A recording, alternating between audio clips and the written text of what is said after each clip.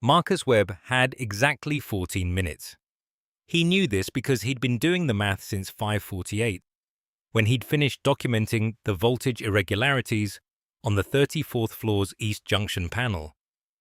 And because his daughter had told him 3 separate times that morning, say, with the grave, unblinking intensity only a 7-year-old could sustain, that the play started at 6:15, and that she was the narrator and that the narrator comes out first, before everyone, even before the kid playing the son, and that if he wasn't there for that part, then he basically wasn't there at all. She had a point. Lily usually did. It was 6:01. He was 34 floors up in the Nexus Tower, Chicago's crown jewel of automated architecture, a $3.2 billion vertical city that could adjust its own window tinting based on cloud cover and reroute its plumbing pressure based on predicted occupancy patterns, and do about 900 other things that its marketing materials described with words like anticipatory and frictionless.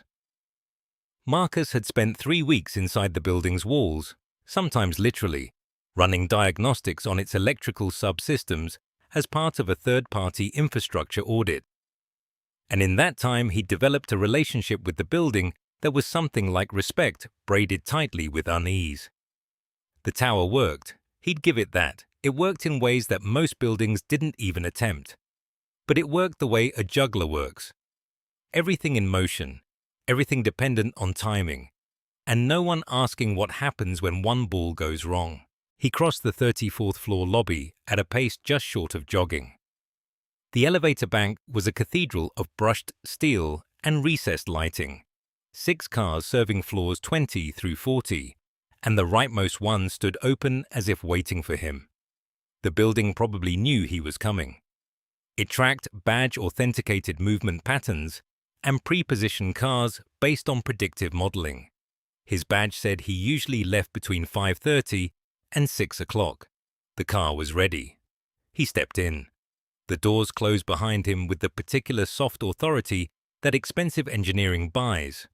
Not a sound so much as a cessation of sound, a sealed feeling, like being placed inside an envelope.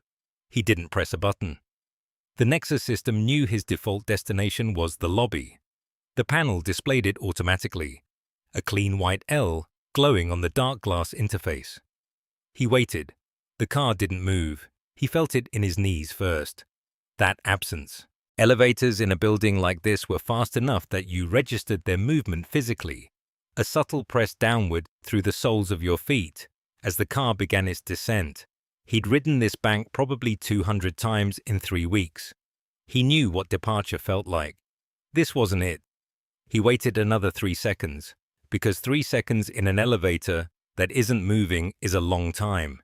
And then he touched the L on the panel again. The glass responded to his touch. A slight haptic pulse. A brief animation confirming his selection. Nothing happened. He pressed it again, held it this time. The display flickered once, then reset to a neutral blue. No floor selected. No destination confirmed.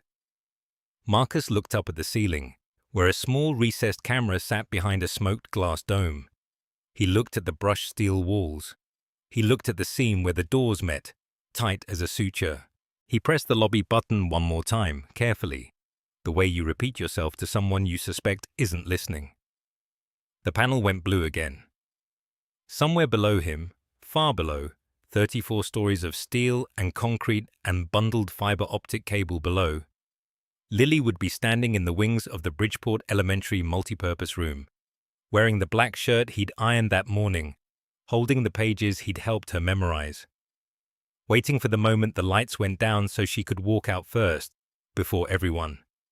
The elevator held him like a breath. 6:02. 13 minutes. The voice came from everywhere and nowhere, the way voices do in small sealed spaces designed to feel larger than they are.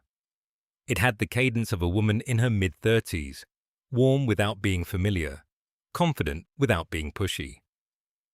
Archon Systems had spent 11 months and $2.7 million developing that voice. Focus groups in 4 cities. tonal calibration across 9 languages. It was meant to sound like the kind of person you'd trust to watch your bag at an airport.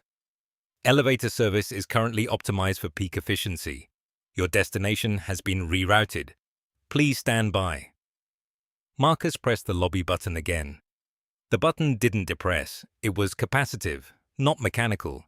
So there was no click, no resistance, nothing to push against. Just the faint warmth of a touch-sensitive surface acknowledging his finger and doing absolutely nothing with the information. He pressed it again, held it this time. The voice returned, same tone, same warmth, as though they were meeting for the first time. Elevator service is currently optimized for peak efficiency. Your destination has been rerouted. Please, stand by. 6:12. He could feel the seconds in his chest now. Amara had been talking about this play for 3 weeks. She was a tree. Not a talking tree, not a magical tree, not a tree with a solo. A tree. She had no lines. She had to stand still with her arms out for 11 minutes while other kids sang around her. She had practiced holding her arms out every night in the living room, and on the 4th night she'd asked him, very seriously, whether he thought the audience would be able to tell she was an oak and not a maple. He'd said yes, absolutely, no question. He found the emergency call button below the main panel. It was red, which was reassuring. Red meant analog. Red meant someone had thought about this moment and decided it mattered enough for a dedicated circuit. He pressed it. A tone. 2 tones. Then a hold pattern that sounded like it had been composed by the same people who did the elevator voice. Smooth, untroubled. The audio equivalent of a waiting room with good magazines. Then, your call is important to us. Current wait time is approximately 47 minutes. Marcus pulled his phone from his jacket. No signal. He'd had 2 bars on the 34th floor. The elevator shaft was a dead zone, which he already knew because he'd mapped the building's signal architecture during his 2nd week on the job. He knew it the way you know the stove is hot and touch it anyway. He laughed. It came out short and dry, and it bounced off the brushed steel walls and came back to him sounding like someone else. Then the lights changed. It was subtle at first. The flat white overhead panels dimmed by perhaps 15% and shifted along the color spectrum toward amber. Warm amber. The kind of amber that expensive restaurants use to make everyone look better than they feel. Simultaneously, from speakers he couldn't see, a piano began. Soft, slow. The kind of music that exists only in spaces where someone has decided you need to be calmer than you are. The building was reading him. His movement patterns, his repeated button presses. Maybe his heart rate through the floor sensors. If the spec sheets he'd reviewed were accurate, it had decided he was agitated.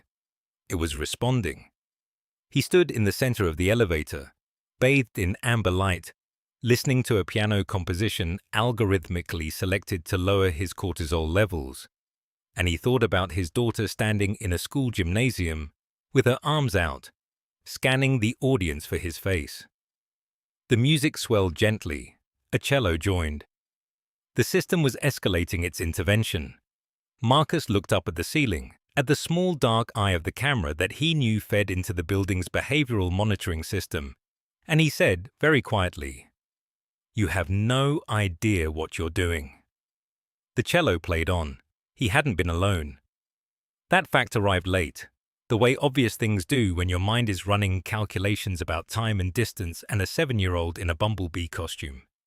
Marcus had been so focused on the panel, on the buttons, on the cheerful automated voice telling him to stand by, that he'd missed the presence entirely. She was in the far corner, near the back panel where the inspection plate should have been. Phone pressed to her ear. Body angled away from him, shoulders squared, one hand flat against the elevator wall as if she could transmit urgency through the steel. Her voice carried, not loud, just precise. Every syllable placed exactly where it needed to land. "Get me Daryl. Now, not in 5 minutes, now." A pause. She listened. Whatever she heard didn't satisfy. Then pull him out of the meeting. Tell him the Nexus system is… She stopped, pulled the phone from her ear, looked at the screen, looked at the ceiling, where the soft amber light was still doing its therapeutic work, and the instrumental music was still playing its gentle, infuriating lullaby. She held the phone up higher, moved it left, moved it right. The gesture of someone who understood that signal was a physical phenomenon governed by proximity and obstruction, and who also understood that waving a phone around in a sealed metal box was useless. She lowered her arm, turned, and that was when she saw Marcus. And Marcus saw her seeing him, and the recognition moved in only one direction. Diane Cho. He knew the face from the lobby wall downstairs, where it appeared in a row of portraits beside the building's dedication plaque. He knew it from the Crane's Chicago business profile that had run 11 months ago, the one with the headline about Archon Systems and the future of integrated urban infrastructure. He knew it from the internal project briefing his company had assembled before sending him into Nexus Tower, a briefing that included headshots of every principal stakeholder he was unlikely to ever meet. CEO of Archon Systems, the company that had designed, built and deployed every network system in this building. The elevators, the climate controls, the lighting, the security, the AI concierge that was currently holding him hostage with smooth jazz. All of it flowed from the architecture her company had created, and all of it bore her name in the contractual chain. She was smaller than the photo suggested, not short, but compact. The kind of physical presence that didn't need height because it had density. Dark hair pulled back, a charcoal blazer that had started the day crisp and was now slightly rumpled at the cuffs. Eyes that moved across him quickly, categorizing. Contractor badge, work boots, the messenger bag slung across his chest with a laptop visible through the half-open flap. She categorized him and filed him somewhere in the middle distance of her attention. Not a threat, not a priority, a bystander. Marcus, meanwhile, was doing math he hadn't expected to do. The CEO of the company responsible for this building's infrastructure was trapped in an elevator that her own system had locked. She had no signal, no manual override access, no way to reach whoever Daryl was. She was standing in the consequences of her own architecture, and the architecture was playing her a song about relaxation. He thought about Lily, the bumblebee costume with the crooked wings that he'd hot-glued at midnight, the way she'd rehearsed her one line 40 times in the car this morning, each delivery slightly different, each one accompanied by a serious look in the rearview mirror to gauge his reaction. He thought about next Tuesday, the meeting with the facilities manager, the report sitting on his laptop.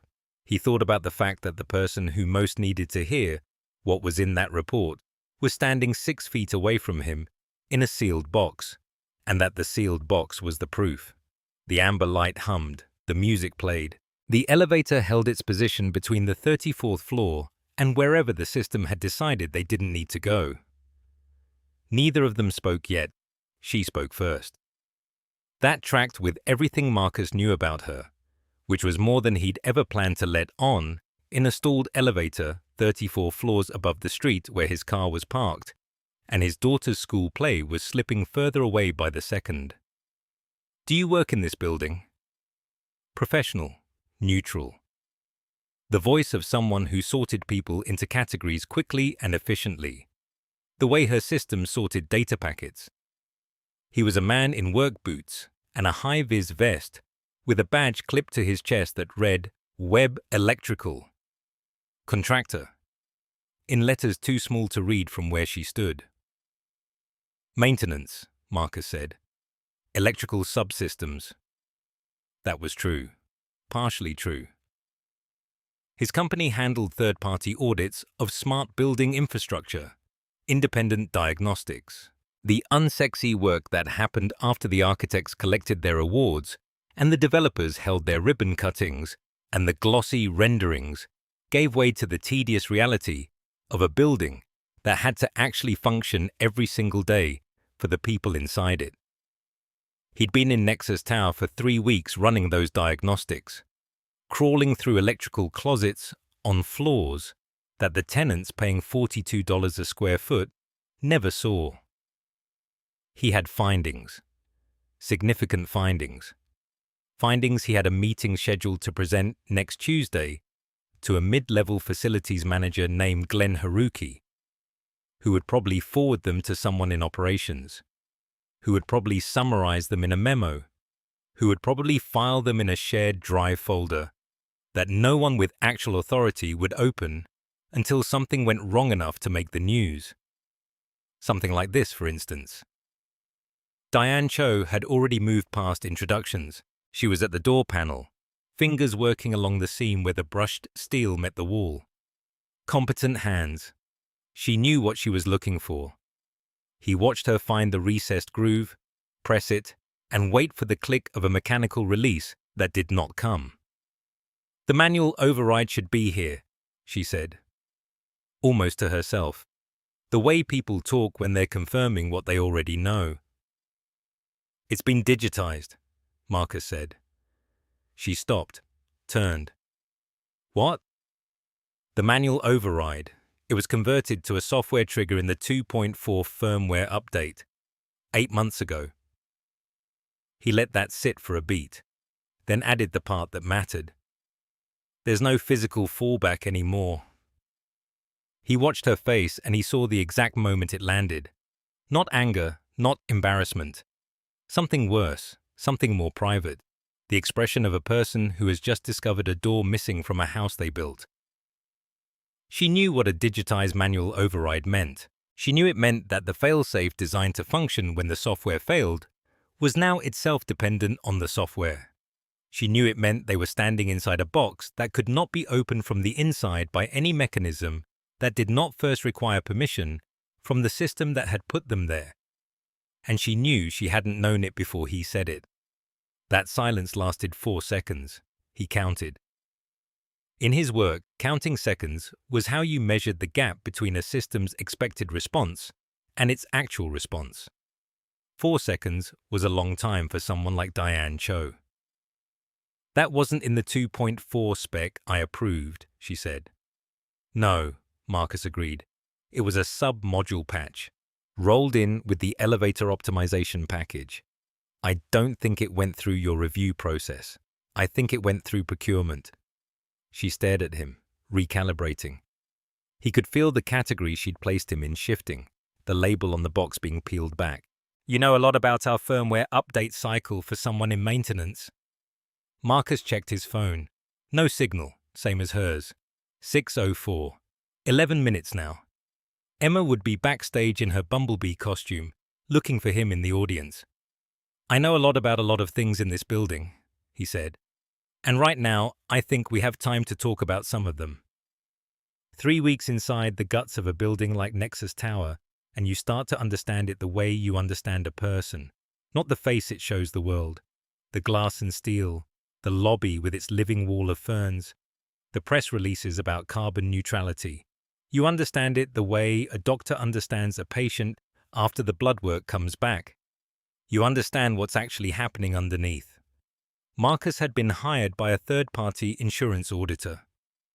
Routine engagement, the kind of contract his small firm survived on.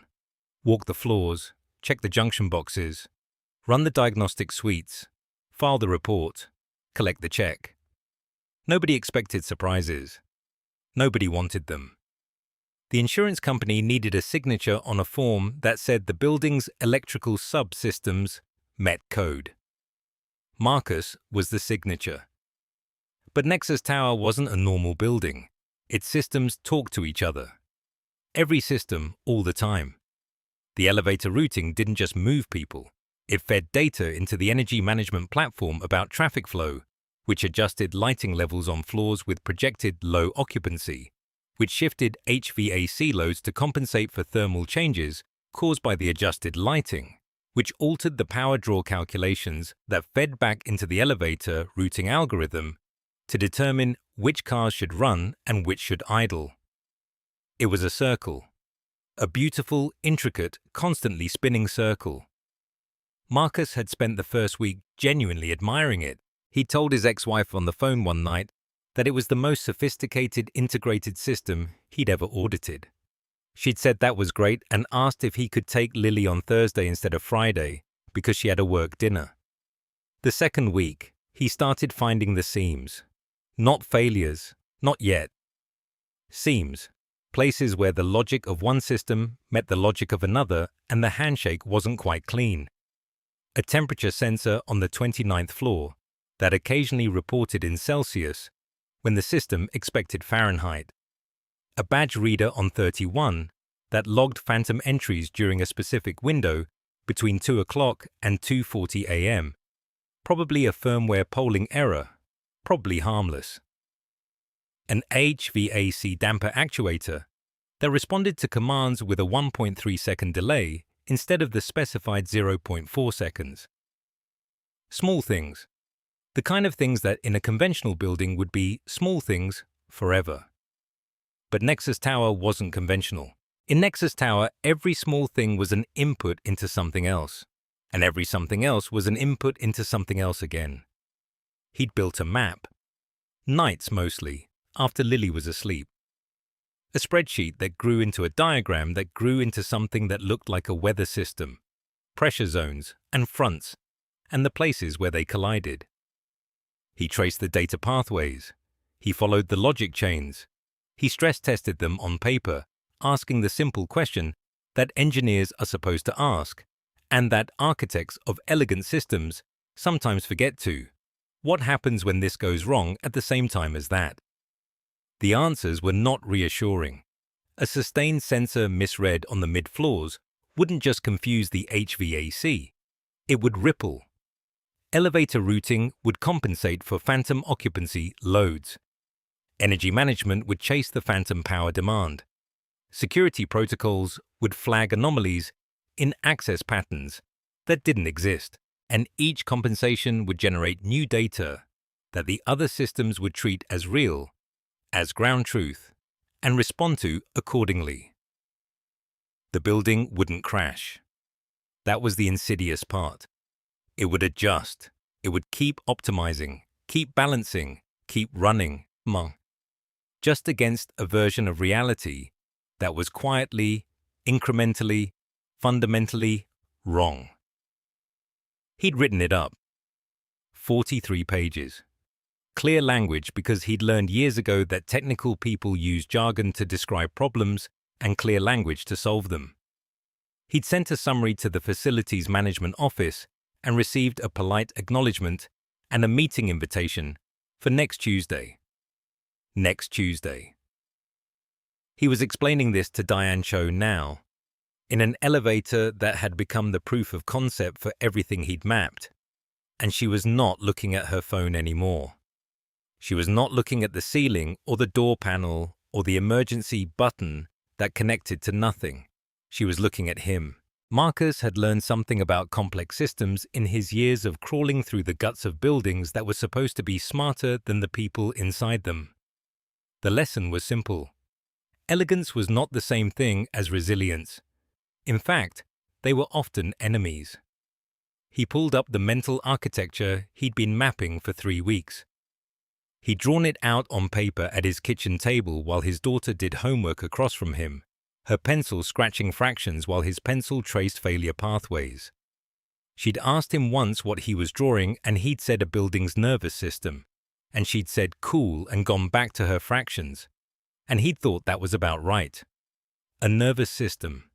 Something that could feel pain. Diane Cho was sitting on the elevator floor now. Not because she was tired, because she was listening. She'd lowered herself to the ground the way a person does when they understand that what they're hearing requires a different posture. Her back was against the rear panel, her legs crossed, her hands still. He told her about the cascade. The Nexus Tower ran on what Archon Systems had marketed as integrated responsive architecture. Every major system talked to every other major system. Energy management read occupancy data from elevator usage patterns. Elevator routing algorithms pulled thermal load information from the HVAC network. HVAC zoning decisions reference real-time electrical consumption figures from the energy management layer. A triangle, each vertex feeding the other two. In the brochures, it looked like a circle of arrows, seamless, self-correcting. In practice, it was a feedback loop with no circuit breaker. He explained the temperature differential on floors 28 through 31. A cluster of south-facing server rooms that Archon's thermal model hadn't accounted for because they'd been added after the original build-out. Tenant modifications. The kind of thing that happens in every commercial building in America, but that the Nexus system treated as impossible because the system believed it knew the building completely. The servers ran hot, the sensors read the heat. The system interpreted the heat as bodies, dozens of bodies that didn't exist, packed into spaces that were supposed to be lightly occupied utility rooms. So the HVAC pushed cooling resources toward those floors, which pulled cooling resources away from the occupied floors above and below, which made people on those floors uncomfortable, which made them leave their offices and cluster in the common areas and lobby, which the elevator system read as a surge event, which triggered load balancing protocols that redistributed car assignments away from the mid-tower bank, which was why he and Diane Cho were sitting in a metal box between the 33rd and 34th floors, while his daughter waited for him in a school auditorium 11 miles away. Diane was quiet for a long time after he finished. Then she said something he did not expect. She said she had argued against the integrated architecture in 2019. She said she had wanted independent fail-safes for each system layer. She said the board had overruled her because the integration was the selling point, the thing that made Nexus Tower different from every other smart building in the country, the thing that justified the price tag and the press coverage and the magazine spreads. She said she had let them overrule her. Marcus watched her face as she said it. There was no performance in it, no strategic vulnerability. She was telling him because he had earned it by knowing what he knew, and because there was no one else in the room, and because sometimes the only audience that matters is someone who understands the specific shape of the thing you failed to prevent. He checked his phone again. No signal. The time read 6:19. The play had started. His daughter was standing on a stage somewhere in a costume she'd made him help hot glue sequins onto last Sunday. And she was looking out at the audience for his face, and his face was not there. He put the phone back in his pocket and kept talking. She was quiet for a long time after the failover explanation. Not the quiet of someone who didn't understand, the quiet of someone reassembling a picture she thought she'd already finished. Marcus watched it happen. He'd seen it before, Biddy, in smaller rooms with smaller stakes, with people who had less to lose. The moment when someone who built something realizes the thing they built has a shape they didn't intend. It's not shame exactly. It's closer to vertigo. The ground you were standing on turns out to be 6 inches to the left of where you thought it was. And now you have to recalibrate everything. Your weight, your balance, your entire sense of where down is. Diane Cho was recalibrating. She leaned against the elevator wall. Not slumping, she wasn't someone who slumped, but the posture she'd been holding since the doors closed, the CEO posture, the one that said, "I will handle this, I have handled worse." That posture softened into something more honest, something that looked like a person standing in an elevator with a problem she couldn't delegate. "The Cascade architecture was mine," she said. Marcus didn't respond. "Not the implementation, the philosophy, the white paper I wrote in 2019, integrated responsive environments, the idea that building systems shouldn't operate as silos, that they should talk to each other, inform each other, create a unified organism." She looked at the ceiling. The amber light caught the edge of her jaw. I use that word, organism, in the pitch to the city council. "It's not a bad idea," Marcus said. "It's a beautiful idea." No irony, no self-deprecation. She meant it. It's also apparently a beautiful way to turn a temperature sensor glitch into a building-wide hostage situation. The instrumental music had stopped 11 minutes ago. Neither of them had noticed when. The silence in the elevator was complete. The kind of silence that only exists in sealed spaces, where there's no wind, no traffic, no world outside the walls. "How long have you known?" she asked. "About the Cascade vulnerability?" "About 10 days. And you were going to present it to—" "Who did you say?" "Gerald Forsyth, Facilities Management. Tuesday at 2. She closed her eyes, opened them. "Gerald Forsyth has been with us for 4 months. He replaced the previous facilities manager, who replaced the one before that. There's been turnover in that department because the job is impossible. The building generates 11,000 system alerts per week. Gerald's team triages maybe a third of them." "I know," Marcus said. "You know? I've been reading the alert logs. It's part of the audit." She studied him again. The same look from earlier, when he'd known about the manual override, but deeper now. She was seeing him differently, not as a maintenance contractor who happened to be in the elevator, as someone who had spent 3 weeks inside the body of her creation and had come back with a diagnosis she hadn't asked for. "Your report," she said. "The one for Tuesday. How bad is it?" Marcus thought about Lily, about the school play that was now 22 minutes past its start time, about the seat in the 3rd row that his mother was probably sitting in, leaning over to whisper to Lily's teacher that he was on his way, that he was always on his way. He thought about the report on his laptop, 47 pages, 6 diagrams, a risk matrix that he'd rebuilt 3 times because the first 2 versions looked too alarming, and the 3rd version looked too alarming because the truth was alarming. "It's bad," he said. Diane nodded, slowly. Not performing surprise, not performing calm. Just a woman in an elevator receiving information that was going to change the next year of her life, and knowing it, and letting herself know it. "Tell me," she said. "Not the Tuesday version. Not the version for Gerald Forsyth." She straightened. The CEO posture came back, but different this time. Less armor, more scaffolding. Something to hold the weight of what came next. "Tell me the version you'd tell me if you thought I'd actually listen." Marcus looked at her. "You're listening now," he said. The doors opened at 6:09. No chime. No announcement from the concierge. Just a soft mechanical exhale and the lobby of Nexus Tower spreading out before them like a cathedral of polished concrete and ambient light. The waterfall wall was still running. The security desk was staffed by one guard scrolling through something on a tablet. The dedication plaque gleamed on the far wall, Diane's name etched in brushed steel beneath the Archon Systems logo.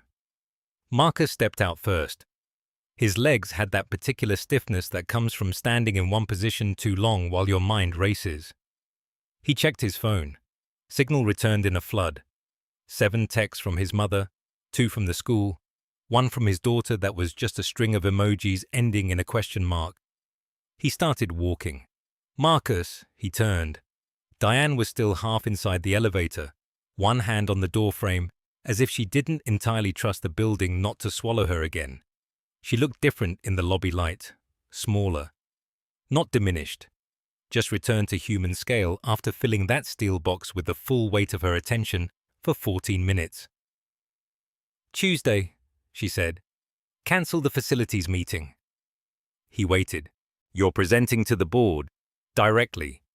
I'll have my office send you the details by morning." She paused, and something moved behind her eyes that wasn't corporate calculation. It was closer to the expression she'd worn when he told her about the manual override.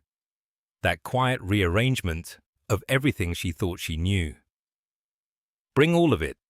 The cascade mapping, the sensor conflicts, the failure projections. Don't soften anything." "I wasn't going to." The ghost of something that might have been a smile. "No. I don't imagine you were."